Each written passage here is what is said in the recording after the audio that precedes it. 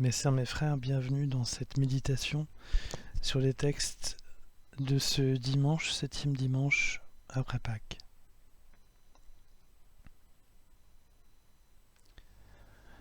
Nous ne sommes pas du monde.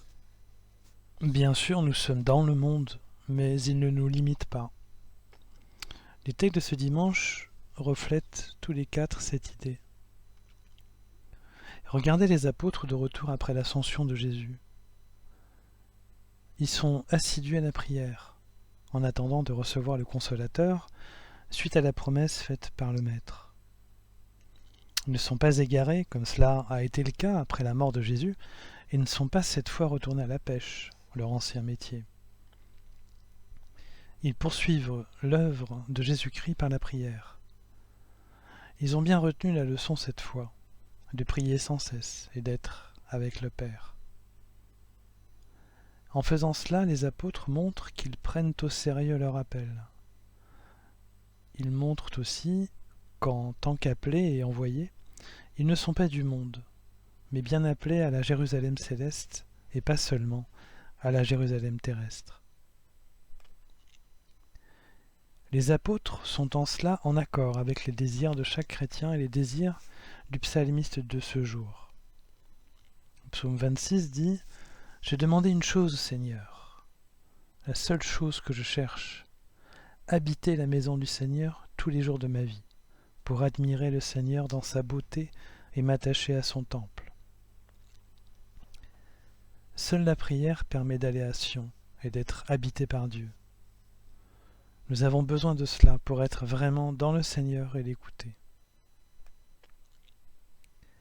La conséquence d'être avec Dieu et qu'il habite en nous est que le monde nous le fasse payer, non pas forcément par méchanceté, mais parce que tout simplement le contraste est trop grand et l'écart trop important entre la sainteté de Dieu et le monde, comme le suggère l'apôtre Pierre lorsqu'il dit « Si l'on vous insulte pour le nom du Christ, heureux êtes-vous, parce que l'Esprit de gloire, l'Esprit de Dieu repose sur vous. » Alors oui, les attaques du monde seront révélatrices de notre proximité avec Dieu.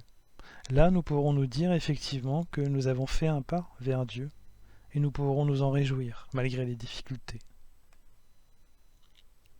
Dans l'évangile du jour, la dernière prière de Jésus avant son arrestation, donc la prière sacerdotale, elle révèle sa proximité avec Dieu. Elle est d'autant plus touchante et grave que cette prière souligne la nécessité du sacrifice de Jésus lui-même, lorsqu'il dit « Glorifie ton Fils ». Elle souligne aussi l'importance de mettre le monde à distance. Lorsque l'Évangile dit, et Jésus dit, « Ce n'est pas pour le monde que je prie, mais pour ceux que tu m'as donnés, car ils sont à toi, » dit Jésus en s'adressant au Père.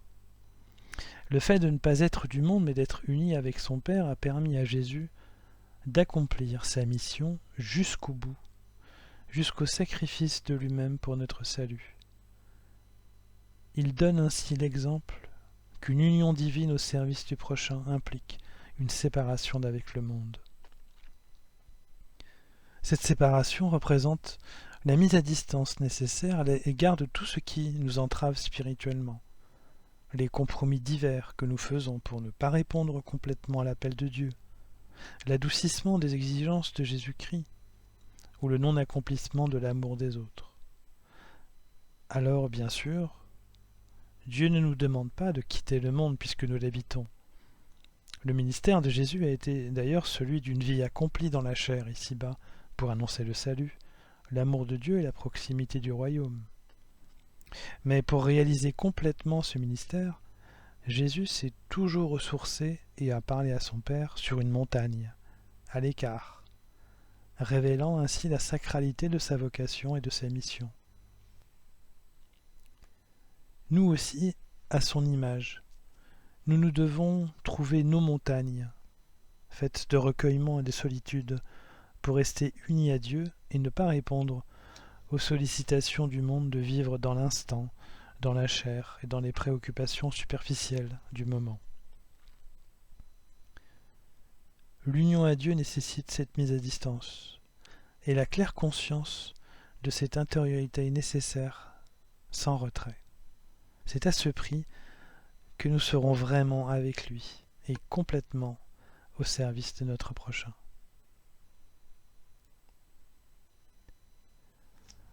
Mes sœurs, mes frères, après cette méditation, je vous invite à la prière.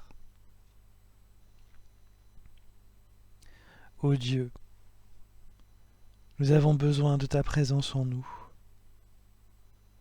que tu fasses de nous ton saint temple, et que ta lumière soit dans nos yeux.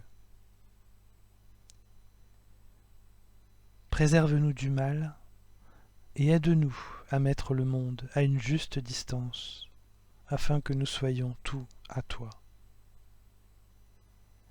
Ta sainte présence nous permettra de vivre pleinement et de donner ton amour et ta lumière à tous ceux que nous pourrons croiser et regarder, dignes témoins que nous serons de ta vérité. Amen.